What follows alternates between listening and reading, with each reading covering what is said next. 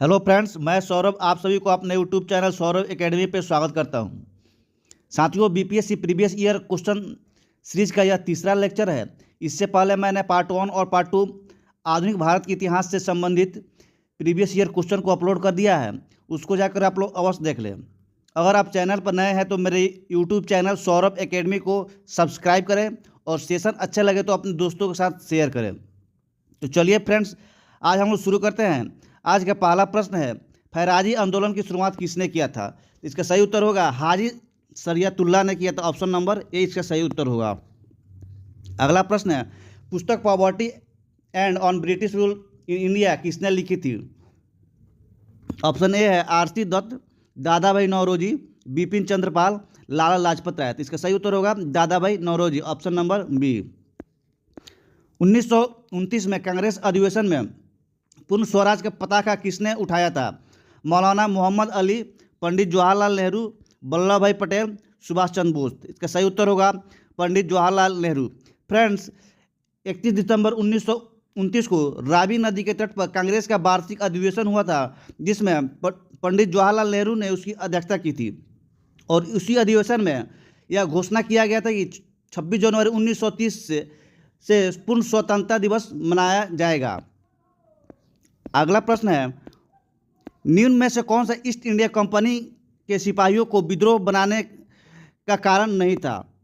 ईसाई धर्म फैलाने के लिए कंपनी के अधिकारों के प्रयास, जहाज पर यात्रा करने के लिए सिपाहियों को आदेश, भत्ते की रोकथाम, अधिकारियों की अक्षमता। इसका सही उत्तर होगा ऑप्शन नंबर डी, अधिकारियों की अक्षमता। मुगल बादशाह बहादुर शाह जफर के बारे में कहा जाता है कि उसके साम्राज्य की सीमा थी चांदनी चौक से पालम, दिल्ली से बिहार, पेशावर से बिहार और पेशावर से वाराणसी। तो सही उत्तर होगा चांदनी चौक से पालम के बीच थी। इनमें से किसने ईस्ट इंडिया कंपनी के कंट्रोल के खिलाफ बगावत नहीं किया था? तो इसका सही उत्तर होगा हैदराबाद का निजाम ने ईस्ट इंडिया कंपनी के साथ बगावत नहीं किया था। 1875 के दक्कन के दंगों का तत्कालीन कारण था महाजनों के द्वारा ऊंची ब्याज दर। इसका क्या था? तत्कालीन कारण था। अगला प्रश्न है, रजनी पामदत्त ने कहा वे साम्राज्यवाद से लड़ते भी थे और सहयोग भी करते। उन्होंने किस राजनीतिक गठबंधन के बारे में यह स्टेटमेंट दिया, यह कथन दिया? भारतीय राष्ट्रीय कांग्रेस, भारतीय communist party, Swaraj party, Hindustan socialist Republic association. इसका सही उत्तर होगा भारतीय राष्ट्रीय कांग्रेस। साथियों, भारतीय राष्ट्रीय कांग्रेस की स्थापना 28 दिसंबर 1885 ईस्वी में हुआ था और यह स्टेटमेंट रजनी पामदत्त ने 1905 में दिया था। अगला प्रश्न है, निम्न में से कौन सा एक राष्ट्रवादी समाचार पत्र नहीं था? साथियों, यहाँ पर जब प्रश्न आप लोग सोल्व करेंगे तो यहाँ पे इस चीज़ को अवश्य ध्यान रखेंगे कि क्वेश्चन में निगेटिव पूछा गया है, तो इसका आंसर क्या होगा? निगेटिव ही हमेशा होगा, जो कि इसमें नहीं होगा। पहला इसमें ऑप्शन है द हिंदू, बंगाली, द मराठा और चौथा है द टाइम्स ऑफ इंडिया। ये क्या था? द टाइम्स ऑफ इंडिया क्या था? राष्ट्रवादी पत्रिका नहीं था। यह क्या था? यह अंग्रेजों द्वारा चलाया गया यह पत्रिका था, टाइम्स ऑफ इंडिया। अगला प्रश्न है, प्रार्थना समाज, यंग इंडिया, लोक हितवादी सत्यशोधक समाज, रहनुमाई मजमदार तथा सभा के लिए निम्न विकल्पों में से सही संयोजन पहचानिए। तो इसका सही उत्तर होगा साथियों, यह क्या है? यह मिलान करने वाला प्रश्न है, जो कि सबसे आसान होता है। तो सबसे पहले हम लोग देखेंगे प्रार्थना समाज की स्थापना किसने किया था? तो इसका क्या होता है? आत्माराम पांडुरंग ने किया था। तो यहाँ पे ऑप्शन देखेंगे, ऑप्शन बी और सी में क्या है? आत्माराम पांडुरंग है। उसके बाद यंग इंडिया को किसने किया था? महात्मा गांधी ने किए थे। तो ऑप्शन नंबर बी में क्या है? दूसरे स्थान पर मोहनदास करमचंद गांधी। जबकि यहाँ पर क्या है? ज्योतिबा फूले के नाम दिया है दूसरे स्थान पर। ज्योतिबा फूले ने किसकी स्थापना की थी? सत्यशोधक समाज की उन्होंने स्थापना किए थे, ज्योतिबा फूले ने। तो यहीं से ऑप्शन को एलिमिनेट करके यहाँ पे हम लोग आंसर प्राप्त हो जा रहा है। लेकिन यहाँ पे पांचवा ऑप्शन दिया गया है, जो कि अभी वर्तमान कंबाइंड सिविल सर्विसेज में इस तरह का ऑप्शन नहीं दिए जा रहा है। लेकिन और अब बीपीएससी शिक्षक बहाली को देखेंगे तो उसमें 5 ऑप्शन दिए जा रहे हैं। तो यहाँ पे क्या होगा? हम लोगों को सभी ऑप्शन को ध्यातव्य से अर्थात ध्यानपूर्वक से अच्छी तरह से देखना पड़ेगा। तो चलिए फ्रेंड्स, इस पूरा ऑप्शन को हम लोग मिला लेते हैं, किसका कौन सा होगा। लोक हितवादी को किसने किया था? गोपाल हरि देशमुख। सत्यशोधक समाज ज्योतिबा फूले। रहनुमाई मजदयान को क्या किसने लिखा था? नौरोजी फरदोजी के द्वारा। अगला प्रश्न है, नीचे दिए विकल्पों में से राष्ट्रवादी समाचार पत्रों द हिंद केसरी, बंगाली हिंदुस्तानी सुधारक के संपादक के नामों का सही संयोजन ज्ञात कीजिए। तो इसका सही उत्तर होगा ऑप्शन नंबर डी, जी सुब्रमण्यम अय्यर, बाल गंगाधर तिलक, सुरेंद्र नाथ बनर्जी, गंगा प्रसाद वर्मा और गोपाल कृष्ण गोखले। इसका सही उत्तर होगा। अगला प्रश्न है, बाल गंगाधर तिलक लोकमान्य तिलक के नाम से जाने जाने लगे जब वे एक लोकप्रिय शिक्षक बने, उन्होंने एक लोकप्रिय अखबार का शुरुआत किया, सरकार ने उन्हें रैंड मर्डर केस में अभियुक्त बनाया, उन्होंने शिवाजी और गणपति उत्सव शुरू किया। तो इसका सही उत्तर होगा ऑप्शन नंबर सी, सरकार ने उन्हें रैंड मर्डर केस में अभियुक्त बनाया। अगला प्रश्न है, सरकार के विरोध में असेंबली में बम फेंकने के समय भगत सिंह की उम्र क्या थी? तो इसका सही उत्तर होगा 21 साल से थोड़ा ज़्यादा, ऑप्शन नंबर बी। साथियों, भगत सिंह का जन्म कब हुआ? सितंबर 1907 में उनका जन्म हुआ था। अगला प्रश्न है, जालियांवाला बाग नरसंहार किस गांधीवादी सत्याग्रह के संबंध में हुआ था? रॉलेट सत्याग्रह के संबंध में हुआ था। साथियों, जालियांवाला बाग हत्याकांड 13 अप्रैल 1919 को हुआ था। किस स्थान पर आदिवासियों ने अंग्रेजों के खिलाफ विद्रोह किया था? तो क्या होगा? ऑप्शन नंबर ए, बिहार होगा इसका सही उत्तर। अतः सदैव सहमति के साथ और अक्सर वाणिज्य मंडल के निर्देशों पर भारत सरकार चलती है और इसे व्हाइट मैन वार्डन कहा जाता है। यह किसने कहा था? सच्चिदानंद सिन्हा ने यह स्टेटमेंट दिया था। निम्न में से महात्मा गांधी का भारत में पहला सत्याग्रह कौन सा था? तो चंपारण सत्याग्रह था। चंपारण सत्याग्रह क्या था? एक क्षेत्रीय सत्याग्रह था, किसान, और क्या था? क्षेत्रीय किसान आंदोलन था, वैश्विक स्तर पे यह आंदोलन नहीं था।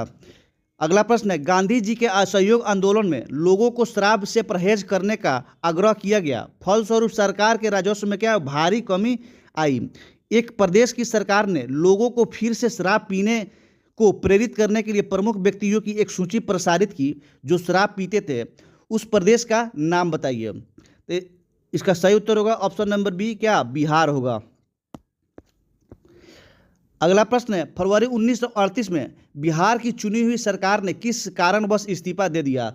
भारत का युद्ध में शरीक होना, गांधी के आह्वान पर अंग्रेजों के खिलाफ सत्याग्रह, अंग्रेजों द्वारा लगाया गया भारी कर, राजनीतिक बंदियों को छोड़ना। तो इसका सही उत्तर होगा ऑप्शन नंबर डी, राजनीतिक बंदियों को छोड़ना।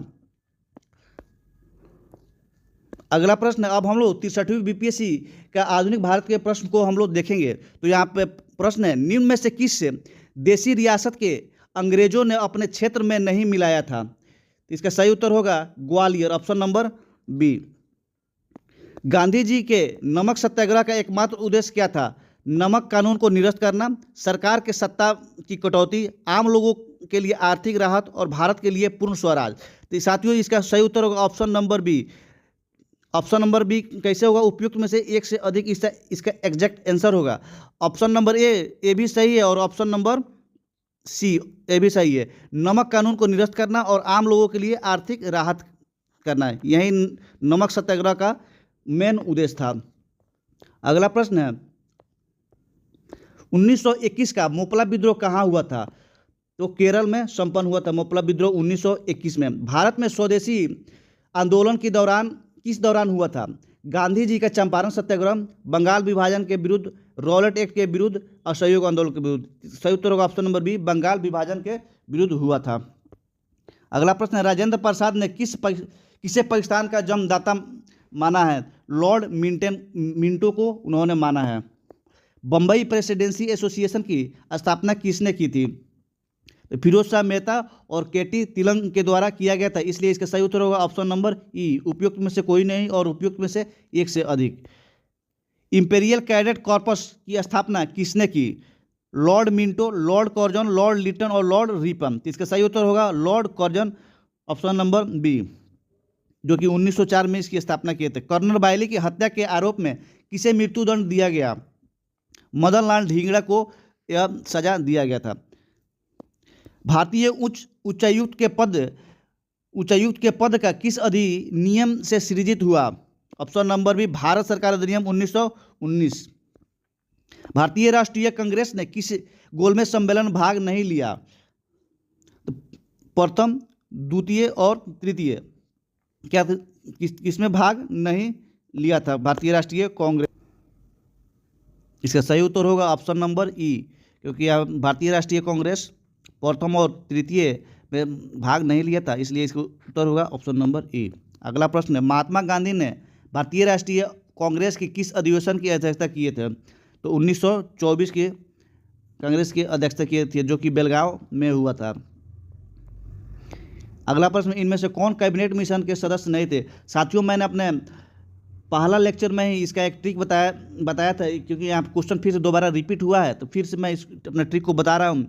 इस कैबिनेट मिशन के सदस्य का ट्रिक क्या होता है? KAL, काल। के से क्या होता है? Stafford Cripps.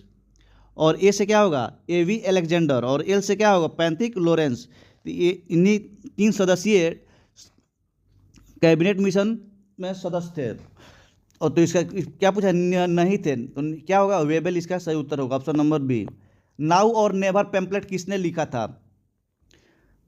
तो रहमत अली के द्वारा यह लिखा गया। तो अभी नहीं तो कभी नहीं, इसका हिंदी होता है, कभी कभी हिंदी में भी लिखकर प्रश्न पूछ लिया जाता है। सती को गैर कानूनी किसने घोषित किया था?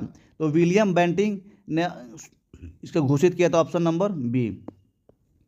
पंजाब भूमि हस्तांतरण अधिनियम कब पारित किया गया था? 1900 ईस्वी में पंजाब भूमि हस्तांतरण अधिनियम पारित किया गया था। राज्य विभाग की स्थापना किसकी अध्यक्षता में की गई? तो सरदार वल्लभ भाई पटेल की अध्यक्षता में किया गया था। अब हम लोग 60 से 62वीं का प्रश्न यहाँ पे देखेंगे। इसमें पहला प्रश्न है, मुसलमान यदि खुश और संतुष्ट है तो भारत में ब्रिटिश शक्ति का महत्तम बचा होगा, यह किसने लिखा था? W हंटर के द्वारा यह स्टेटमेंट लिखा गया था। 1857 की क्रांति के दौरान बिहार के क्रांतिकारियों का नेता कौन था? तो बाबू वीर कुंवर सिंह थे। 1936 में लखनऊ के अखिल भारतीय किसान सभा का प्रथम अध्यक्ष किसे चुना गया था? तो स्वामी शाहजानंद सरस्वती को चुना गया था। और अखिल भारतीय किसान सभा की गठन कब हुआ था? 11 अप्रैल 1936 को यह हुआ था। अगला प्रश्न है, मुझे विश्वास है कि कांग्रेस अपने विनाश की तरफ जा रही है और मेरी यह बड़ी इच्छा भारत में रहते होगी कि इसके शांति प्रिय निधन के लिए इसका सहायक बनूं। यह कथन किसने लिखा था? तो लॉर्ड कर्जन का यह स्टेटमेंट है। साथियों, लॉर्ड कर्जन का कार्यकाल कब से कब तक है? 1899 से 1905 तक उनका कार्यकाल है। लंदन में 13 मार्च 1940 को सर माइकल ओडायर को किसने गोली मारी? तो उधम सिंह ने माइकल ओडायर को गोली मारी थी। 1919 में जब मॉन्टेगू चेम्सफोर्ड अधिनियम पास हुआ था, तब इंग्लैंड का प्रधानमंत्री कौन था? तो लॉर्ड जॉर्ज थे। ऑप्शन नंबर ए इसका सही उत्तर होगा। भारतीय क्रांति के जननी किसे कहा जाता है?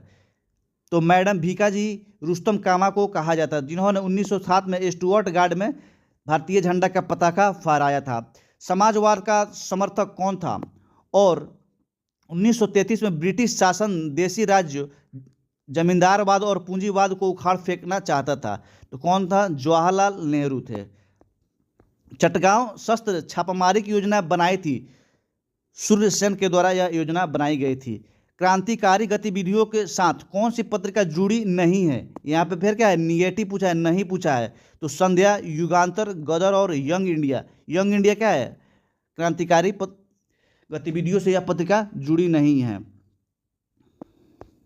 अगला प्रश्न है, ब्रिटिश हाउस ऑफ कॉमन्स में चुने जाने वाले दादा भाई नौरोजी प्रथम भारतीय, वे जिन्होंने इस दल की टिकट पर चुनाव लड़ा था। तो इसका सही उत्तर होगा उदारवादी दल के टिकट पर उन्होंने चुनाव लड़ा था। अगला प्रश्न है, स्वराज दल की स्थापना निम्न में से किसकी असफलता के बाद हुई?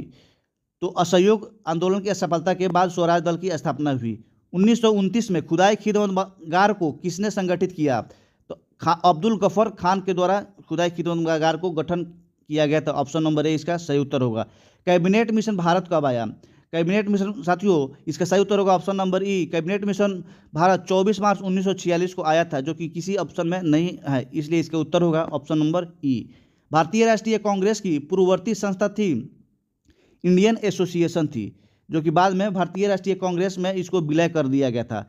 द्वैध शासन का जनक किसे माना जाता है? सर लियोन कार्टियस को माना जाता है, option number D. Akhil Bharatiya किसान सभा का गठन किया गया था 1936 में किया गया था। सुरेंद्रनाथ बनर्जी को किस वर्ष भारतीय सिविल सर्विस से हटा दिया गया? 1874 में हटा दिया गया, जबकि 1869 में वे इसमें सम्मिलित हुए थे परीक्षा उत्तीर्ण होने के उपरांत। निम्न में से किस वायसराय के कार्यकाल में भारतीयों को राय बहादुर और खान बहादुर उपाधि प्रदान करना प्रारंभ हुआ? लॉर्ड लिटन के कार्यकाल के समय में यह उपाधि भारतीयों को प्रदान करना प्रारंभ हुआ। साथियों, यहाँ पे 65वीं से लेकर और 60वीं बीपीएससी तक के प्रश्न आधुनिक भारत के यहाँ पर समाप्त होता है। तो अगर आपको सेशन अच्छा लगे तो आप लोग अपना प्रतिक्रिया कमेंट बॉक्स में अवश्य दें और सेशन को अपने दोस्तों के साथ ज़्यादा से ज़्यादा शेयर कीजिए और चैनल को सब्सक्राइब कीजिए। धन्यवाद।